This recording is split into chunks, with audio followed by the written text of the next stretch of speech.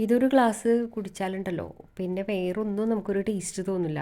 അത്രയ്ക്കും രുചികരമായിട്ടുള്ളതാണ്. വളരെ പോഷകസമൃദ്ധമായിട്ടുള്ള ഒരു ഡ്രിങ്കാണ്. ഇതൊരു ബദാം മിൽക്കാണ് ഡേറ്റ്സ് ഒക്കെ ചേർത്തിട്ടുള്ളത്. അപ്പോൾ അതിനായിട്ട് 1/4 കപ്പ്, രണ്ടാൾക്കുള്ളതാണ് കേട്ടോ, 3 ആൾക്ക് വേണമെങ്കിലും കുടിക്കാം. 1/4 കപ്പ് ബദാം തലേദിവസം രാത്രി കുതിർക്കാനിടാം, അല്ലെങ്കിൽ രാവിലെ കുതിർക്കാനിട്ടിട്ട് വൈകുന്നേരം എടുക്കാം.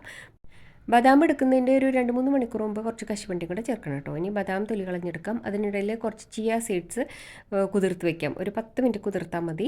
ഇനി ഒരു മിക്സിയുടെ ജാറിലേക്ക് ബദാം, കശുവണ്ടി, കുറച്ച് ഡേറ്റ്സ്, ഒരു 8 ഡേറ്റ്സ് എടുത്തിട്ടുണ്ട്, അതുകൂടെ നന്നായിട്ട് അടിക്കാം. വെള്ളം ചേർക്കാതെ അത് അടിക്കണം. അതിനുശേഷം 1 കപ്പ് വെള്ളം കൂടെ ചേർത്തിട്ട് നന്നായിട്ട് അടിക്കാം. ഒരല്പം വെള്ളം കൂടെ ചേർക്കാം. ഇനി ഇതിലേക്ക് 1 കപ്പ് പാലും കൂടെ ചേർത്ത് ഒരു പാനിലൊഴിച്ച് നന്നായിട്ട് കുറുക്കിയെടുക്കാം. ഇളക്കിക്കൊണ്ട് തന്നെ ഇരിക്കണം കേട്ടോ. അപ്പോൾ തിള വന്നു എന്ന് കാണുമ്പോൾ ഫ്ലെയിം നല്ലോണം കുറയ്ക്കണം. ഇനി ഒരു 3-4 മിനിറ്റ് നേരം അത് കുറുക്കിക്കൊണ്ടിരിക്കണം. അപ്പോൾ കുറുകി ഇങ്ങനെ വരും, നമുക്ക് കണ്ടാലറിയാം. ആ സ്പൂണിൽ ഇങ്ങനെ കുറച്ച് തിക്കായിട്ട് വരും. ഒരു ഫ്ലെയിം ഓഫ് ചെയ്യാം. ഇപ്പോൾ ചൂടാറിയതിന് ശേഷം അതിലേക്ക് നമ്മൾ കുതിർത്ത് വെച്ച ചിയ സീഡ്സും കൂടെ ചേർക്കാം. കാണുമ്പോൾ തന്നെ നിങ്ങൾക്ക് മനസ്സിലാവുള്ളൂ ഇത് എന്താണ് ഇതിൻ്റെ ടേസ്റ്റ് എന്ന്. നമ്മൾ ഒട്ടും പഞ്ചസാരയോ ശർക്കരയോ ഒന്നും ചേർത്തിട്ടില്ല.